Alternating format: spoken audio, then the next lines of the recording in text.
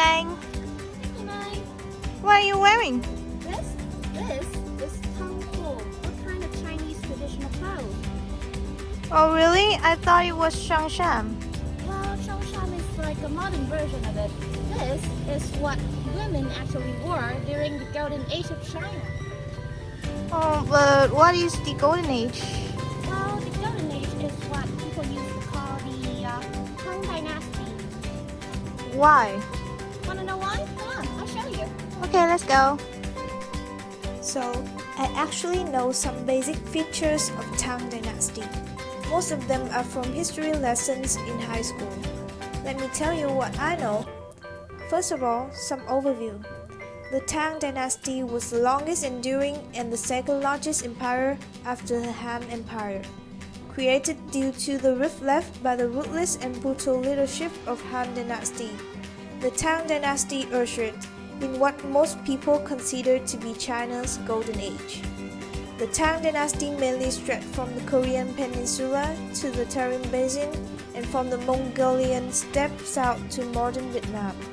The vast territory of Tang Dynasty included the capital city of Chang'an, which is modern-day Shan. Tang Dynasty geography was well documented. At that time, Chang'an had several secondary capitals and was also considered the biggest city on earth. The Tang was ruled by several emperors. Some worth mentioning are Li Yuan, the founder of this era, Li Shimin, and the only empress Wu Zhao, Li Longji, Zhu Wan, who overthrew the Tang Dynasty. And that's all I know about the Tang Dynasty from high school. Wow, you must have been very sleepy during the lectures. That's okay, let's look into some specific fields during the Tang Dynasty. First of all, during that era, many inventions were made in the field of medicine, engineering, and the sciences. First of all, the inventions in the field of engineering. At that time, an engineer named Yi Xing invented the world's clockwork escapement mechanism. It counts the number of oscillations for timekeeping. This arrangement is known as the famous astronomical clock. Many mechanical inventions were also discovered during the Tang era. One of such devices was the invention of the wine server. This mechanical device consists of a hydraulic pump that draws wine out of a metal-headed faucet. Another significance was the developments in the field of medicine. One of the authors of medicine in the Tang period identified that people who suffer from diabetes had excessive sugar levels in the urine. Discoveries in treating goiters were made during this period as well. They found that thyroid glands of sheep and pigs can be successfully used to treat goiters. The thyroid extracts were not used until the 1890 in the West. Many inventions are used until this day, like the invention of gunpowder. Until the Tang Dynasty, an alchemist created a mixture of saltpeter, sulfur, and charcoal. This mixture did not contain any life-threatening properties, but exploded with a flash when exposed to open flame, which hence led to the discovery of gunpowder. Next is the first gas cylinders. During the Tang Dynasty, natural gas were collected through bamboo tubes and transported the gas around dozens of kilometers. These were the first natural gas cylinder known to the world ever. Next is air conditioning. In the 747, the emperor had a cool hall that was built in the imperial palace. This cool hall had a device known as Tang Yulin, which had water-powered fan wheels that functioned like an air conditioning and also had rising jet streams of mountain water. The last is the invention of porcelain. A Chinese alchemist during the Tang Dynasty came up with a cream called porcelain. It was a dust that had bonding and waterproof qualities that made it ideal for use for all types of home in China.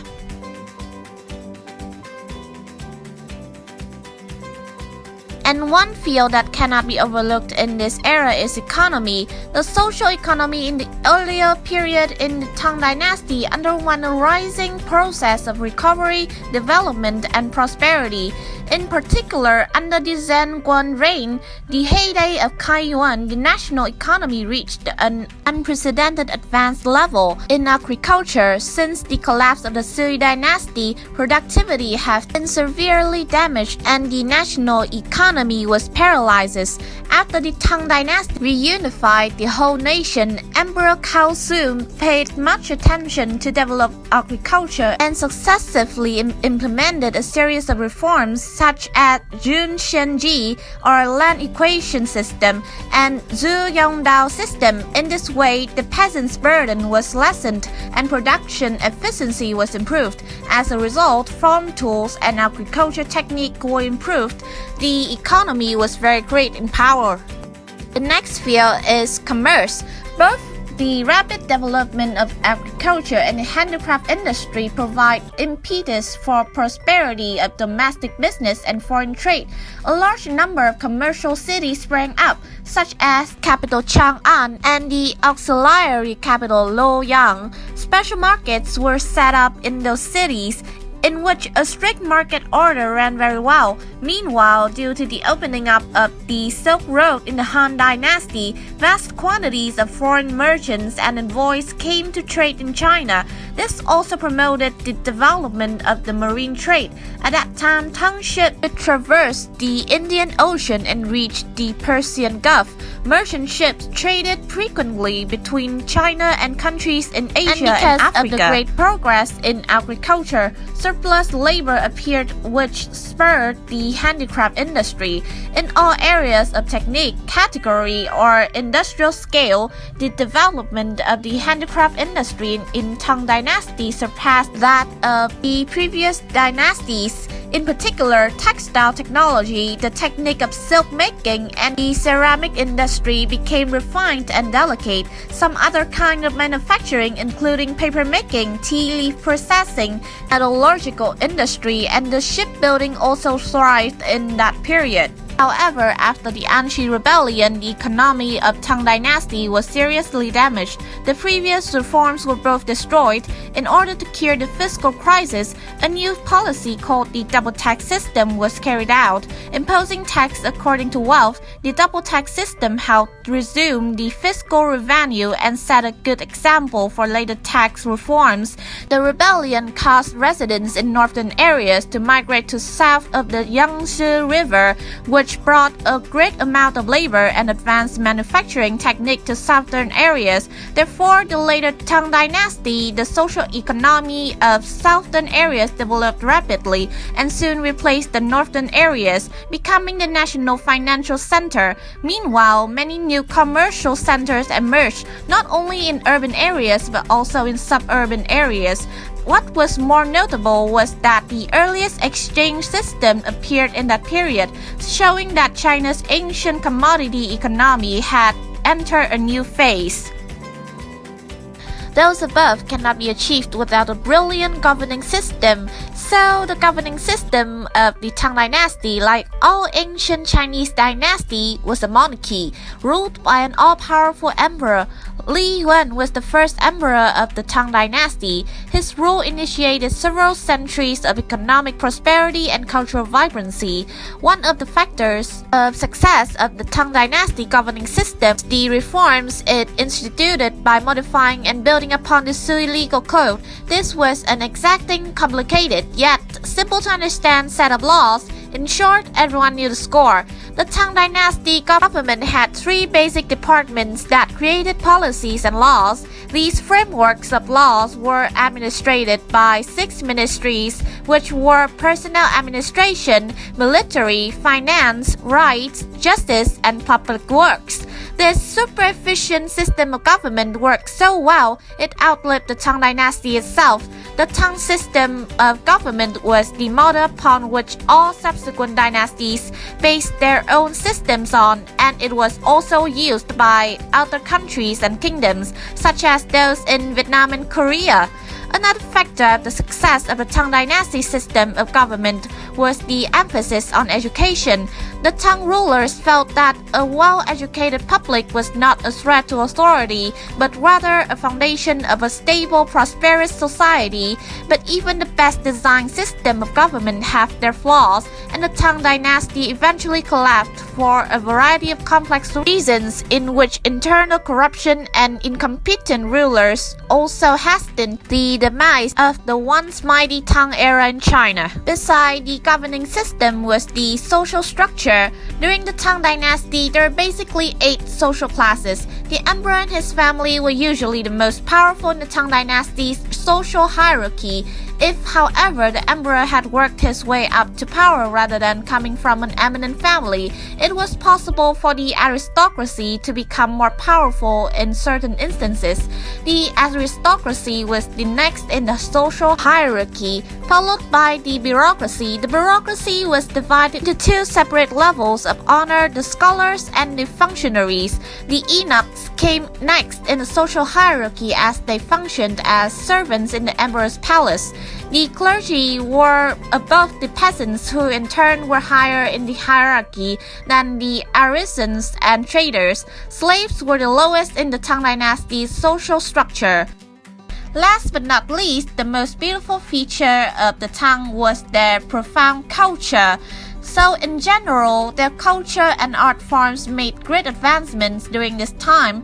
Musics were given importance. This was the time when Western art forms, music and dance influenced China from Central Asia. The Tang Dynasty was the prosperous era. Beautiful girls performed Western dances for Western songs. This shows the people were open to foreign cultures.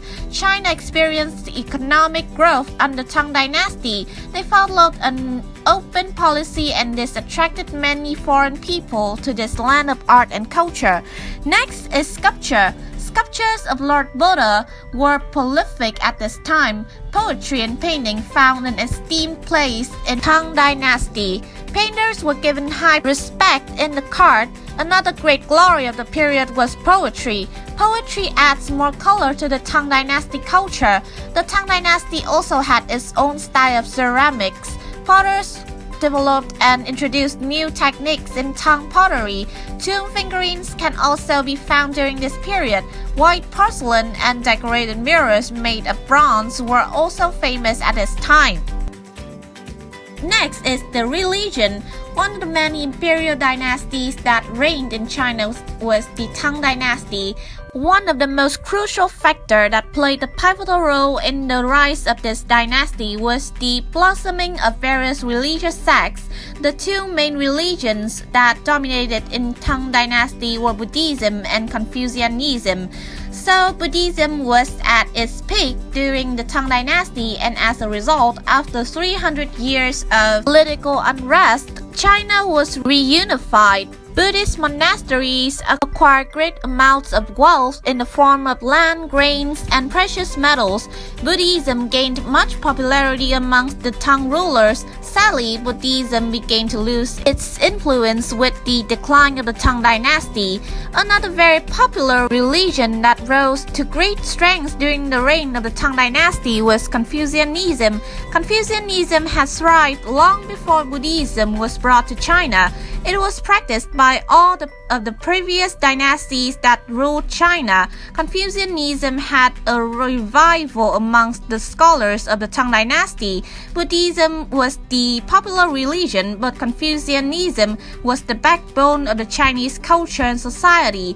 It is more of a philosophy rather than a religion. It taught the Tang rulers to be kind and honorable, as well as the way of life of Chinese people. On the whole, as you can see, China reached the peak of its civilization in all aspects during the Tang Dynasty. Therefore, it's no doubt that this era should be called the Golden Age of China. So you understand why they call the Tang Dynasty the Golden Age of China now? Yeah, sort of, but I'm feel pretty interested in the Asian China. So thank you for the inspiration. Bye.